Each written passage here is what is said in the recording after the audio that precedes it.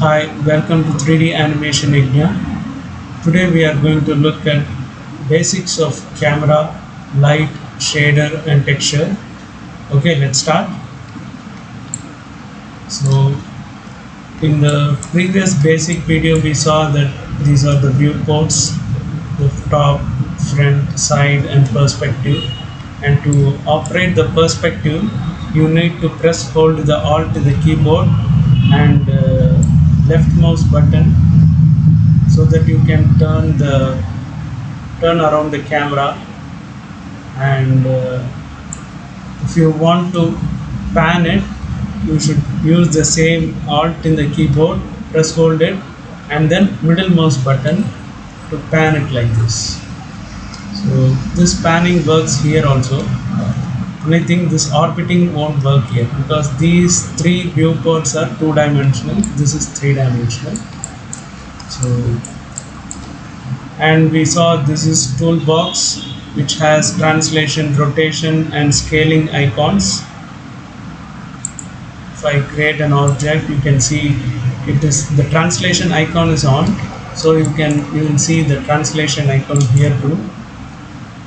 Once I switch on the rotation, you will see the rotation circles, icon circles, and scaling icon.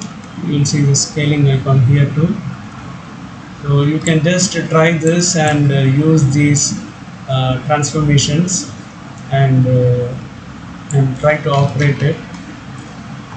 So this is cursor mode and these are viewport layouts, and this is time slider, range slider, this is mill strip line and Maya help line. These two are, this is frame playback buttons, and here is settings preferences, very important.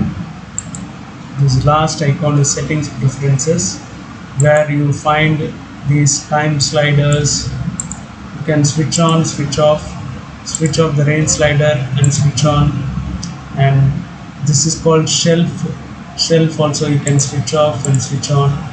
Like that you can play about the visibility of these panels and status bar, shelf bar, menu bar and toolbox, channel box. All these things are here. You can switch on and off.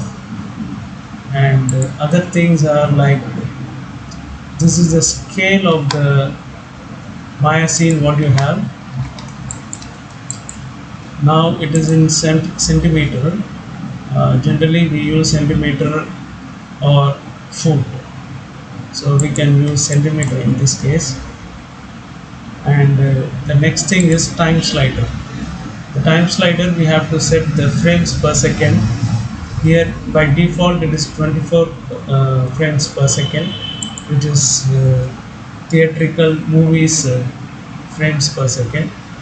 So in short they call it FPS. Here you have to choose the FPS to 24 or 30, whichever you want, and then here also you should choose. Sometimes we may have to switch it to play every frame when you are working on dynamics. At the time we have to switch it to play every frame. So, and undo you have to now it is in infinite. Generally it should be in 50 or 100 you can put here, so that how many undos you can do, like that. So let it be in the infinite, just default. Okay, once you have changed these things, you can save it, right? So this is channel box, we already saw that. And when you select, do the rectangular selection or pick and select, you will see the transformations in the channel box. There is translation, rotation, scaling and all its XYZ values, and visibility is there. If you just put 0 in the visibility, it will hide the object. You can see I am typing 0 in the visibility. See what is happening. it's disappearing, that is it is hiding. The model is not deleted, you can see in the outliner. Go to Windows, outliner is here. In that outliner you can see the cube is not yet deleted, but it is just invisible. If you want to make it visible, select it. You will see the transformations in the right side in the channel box. Go there and write 1 till it become visible.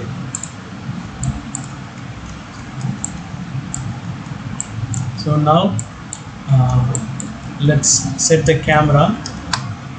Go to perspective.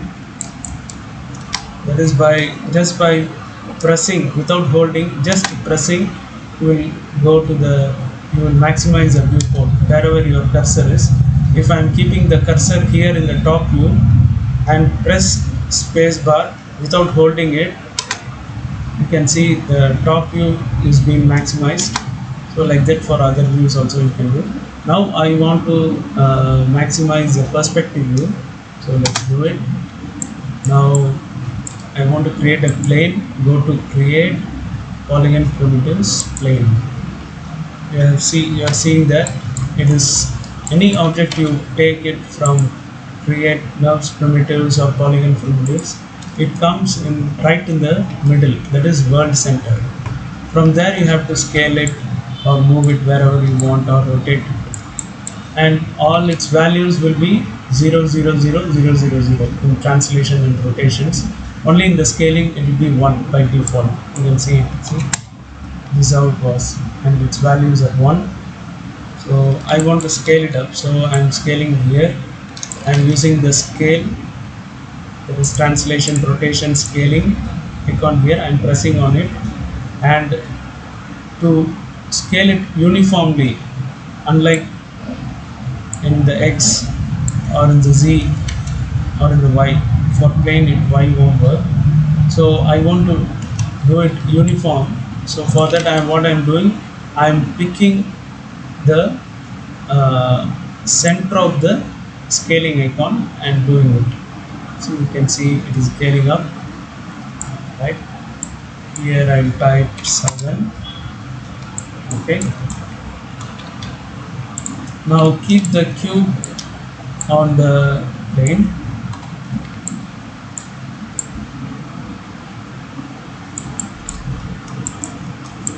Okay. We can this grid, what you are seeing, display grid. If you don't want it, we can switch off. Where show and grid, this tick is there. If you just click again on it, it will get switched off. You can see it's switched off. So you won't see the grid. Now visibility is pretty clear. Now we are going to create the camera. We have created the plane, cube. Now we want a camera. Before rendering it, go to panels, perspective, new. This is also a camera. Okay, this is also a camera view, but this is for working out. When you are creating an object and working on the model or animation, we use this perspective camera for scene working. But when you want to render, we will create a new camera and use that camera view exclusively for render. Okay, so let's create the camera. Either you can create camera in this panels perspective view, or you can go to create camera. Now you will see the camera. See, you can see it. So to see through the lens of the camera, whatever the objects in front of it, go to panels, perspective, camera 1. Now you are seeing the objects through the camera. You are getting it.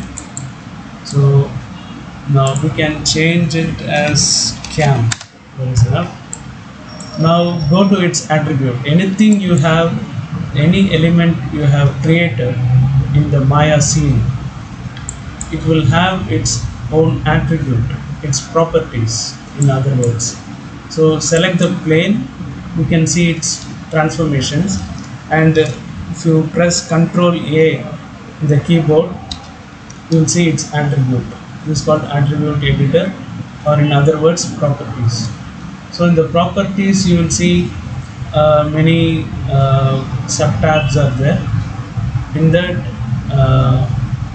there is, you will see shader, that is, this is default shader, and the input node, this is shape node, this is plane node, that is transformational node, this shape node, inputs node. What you are seeing in the channel box, you are seeing here in the attribute. This is inputs node, the same input nodes are here with the same parameters. You can either do the changes here or here, all same, right? Now, like how an object, a mesh is having a property, an attribute editor, same way the camera is also having the attribute editor. To select the camera you are in, you can see here it's written CAM, the camera now we created. That to select this camera, it's not selected, now it is a selection of objects. To select this camera, you have to click this first icon in the view. Now you can see it's cam. See here also cam, here also cam. It's the same cameras transformations you are seeing. Now go to attribute editor by pressing Ctrl A the keyboard. Now you are seeing the camera attributes like angle of view, focal length, near clip, near plane, far plane, like that many things are there. In that, what is important is focal length. Focal length, if you put 10, you will see what is near to you is very near, and what is far to you is very far. It's like almost like fish islands. So we don't need that much distortion of lens. So let's keep it at 40 so that it will be normal, right? Now near plane, far plane is the distance from the camera. Sometimes when you take your fingers so close to your eyes, it will look blurred. That is, beyond one point is the in your nearest, it goes blur. So that nearest point from where it goes blur, that nearest point is near plane value. Beyond this point 1, it goes blur or it disappears. The object won't be in the visibility. And same way, this far plane means beyond one point in the farthest, it disappears. The object disappears. It won't be visible. So that farthest point is the value here. That is far plane here. So near plane, far plane, you know now. Now go to output settings. You are seeing something called output settings. In that, renderable is a renderable parameter that you have to switch on. Once you create a new camera, you have to switch on the renderable in the output settings in the camera attribute. Okay, don't forget that. And in the environment, if you want an image in the background, you can create it and apply some image. And another thing what you have to do while setting the camera is, in the display options, you have to switch on the display resolution, and mask opacity should be 1, and mask color should be black, and switch on the safe action, safe title, and overscan can be like 1.5. That is more than 1. 1 is default. You put at least more than 1.2 or like that. Now we set the camera. Now we have to render it. But before doing the render, that is uh, the converting the 3D view to an image, that is a rendering process. So before doing that conversion process, we have to create a light. For that, go to create lights, spotlight. So it looks like spotlight only. Rotate it to point it towards the object. You can type the values here in the rotation.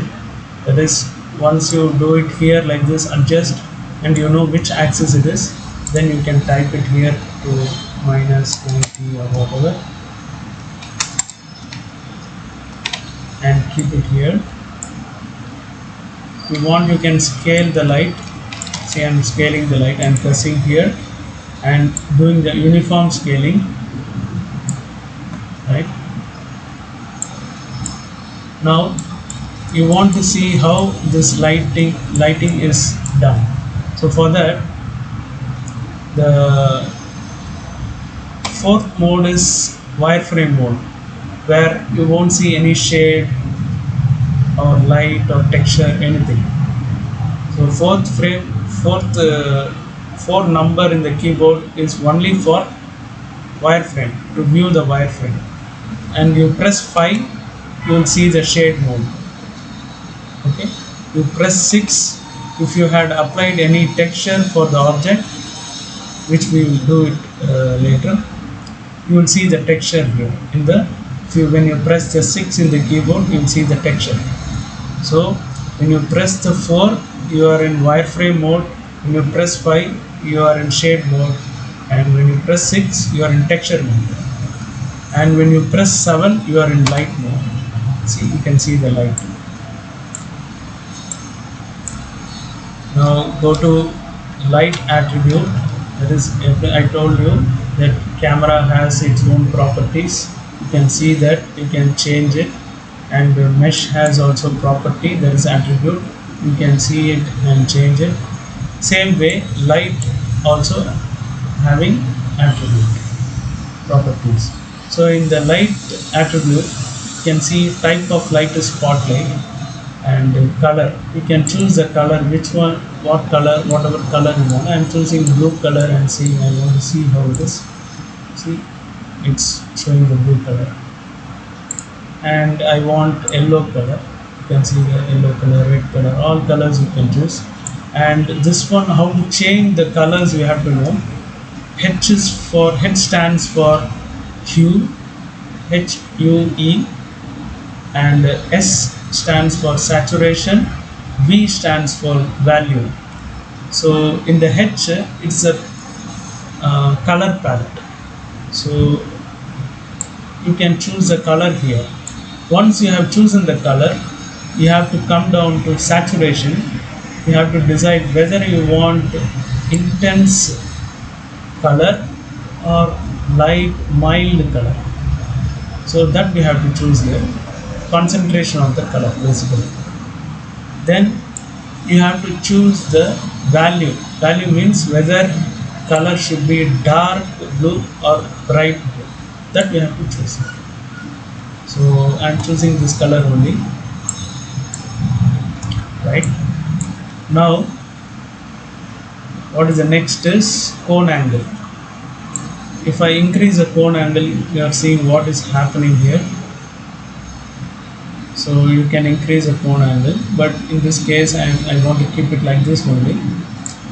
And penumbra angle means the any light will have its own gradient in its border. So when the light is casting from the far, you will see the blur area around the light circle.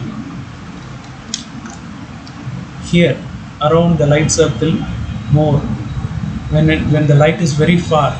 when the light is very near, you will see the circle sharp. So that blur area is called penumbra angle. That penumbra angle you can increase or decrease. You can see the penumbra angle here to judge whether how much blur area you want, because only in the render view you can see here. In shade mode you cannot see it, so we have to see here and judge. I will increase the penumbra angle. You can see here, you can see the blur thing. You can still see here, but in render it will be clear, accurate. So I am increase the blur, right? So I am choosing this 6.6, and if you want shadows, you can switch off the switch on the shadow. It's already switched on. Use ray trace shadows. Another type of shadow is the depth map shadows. It is bit low resolution shadows. Generally we don't use that, it will spoil the scene. So let's use only ray trace shadows. Now lighting is done. The next thing is we are going to do apply some texture. Select the plane and go to Windows, Rendering Editors, Hypershade. Remember this: Windows, Rendering Editors, Hypershade.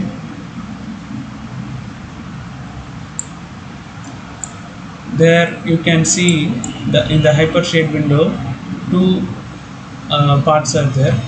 One is having some icons and another is having nothing. So this you leave it. We will see later or about this. So this one is the one we have to is where we have to create the shaders. So to create the shaders, go to create and materials, and there are many shaders: blend shader, Phong shader, and Lambert shaders, and many other shaders are there. I'm going to choose blend shader. Now you can see one more ball like icon has come up and it is written blend 1. So now go take your cursor there and double click on it. Once you double click, you are seeing the properties of the blend 1 shader. Okay, you can see here blend 1. Now I will keep some color. We are going to apply texture, right? So now opposite this color you are seeing that checker image. On that checker image, which represents where you have to give the texture, so on that I will click. It will show you the one dialog box with file. You click on the file. Now it will show this image name. You give the image name, selecting this. Now we can give some texture, some image for this.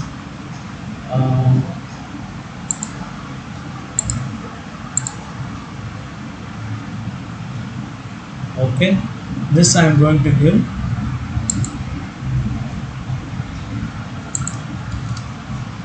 Now I have given the texture, but still it is not showing up. Why? Because I didn't assign it. So go to Hyper Shader, it's here only. Select the object and these icons are here. You are seeing it very small. I want to see it big.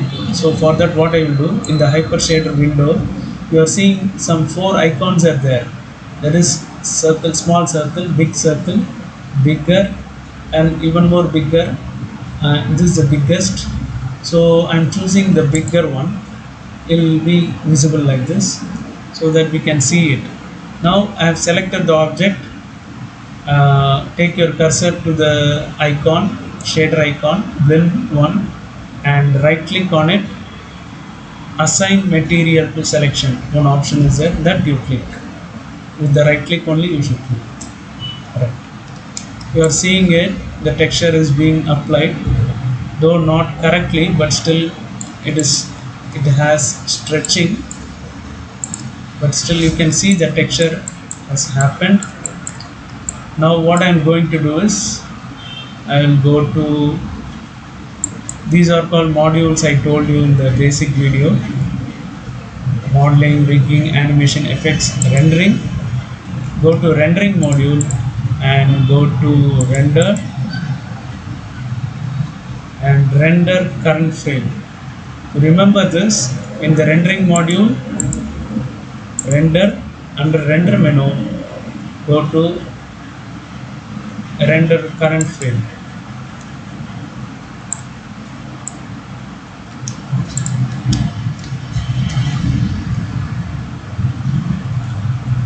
A dialog box like this will open up. Now you can press again on the icon, first icon in the render window, it will again render.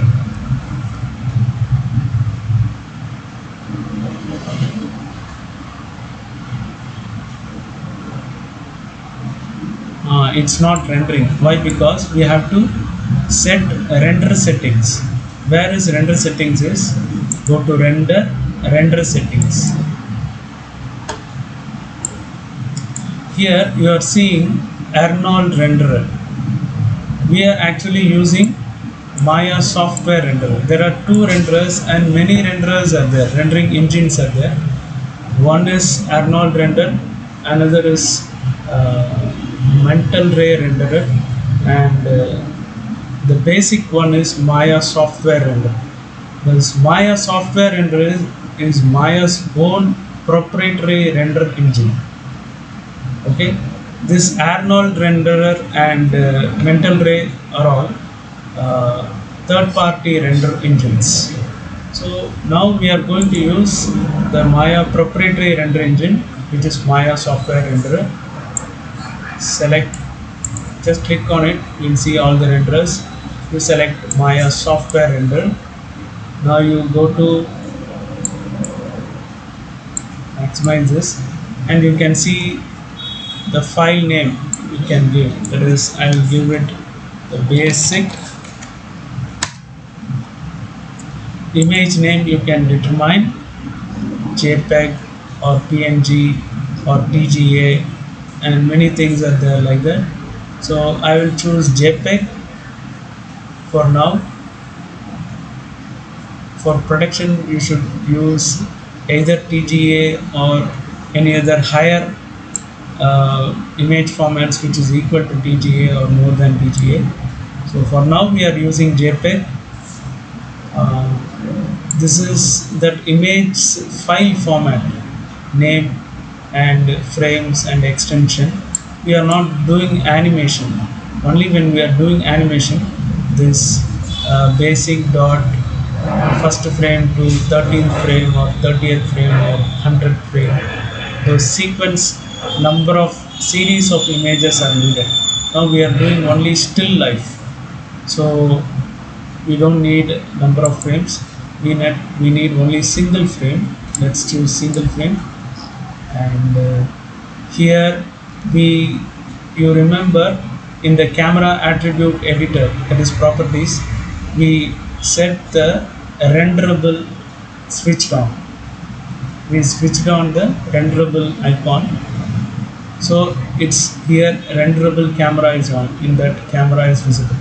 So this perspective we are not going to render, so let's put it in the dashboard.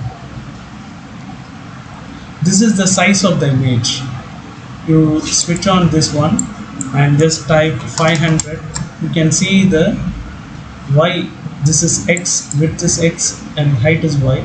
When you change the X, Y will also change, because you have switched on this maintain width height ratio, so it will change by itself.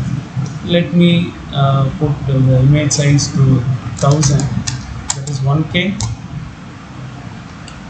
and the next tab is Maya software, the quality of the image. Here if you increase the quality to 3D motion blur production or production quality, the what was 0 it will become all 281 like that. The value has increased. So you keep it in production quality or in motion blur production. I'm keeping it in production quality. Now shadow is there, so ray tracing quality in the render parameters should be on. So I'm switching on it. Okay, let's close it. So what are all the things we saw in the common tab? In the render settings we saw naming, image format, file name extension how it should be, and camera, and image size. And next tab we were deciding the image quality. This is production quality. So we didn't touch any of these values, only ray tracing we did switched on. Now close it. Now you go again to the render window, click on the first icon. Now you can see the render. Cube is having shadow here.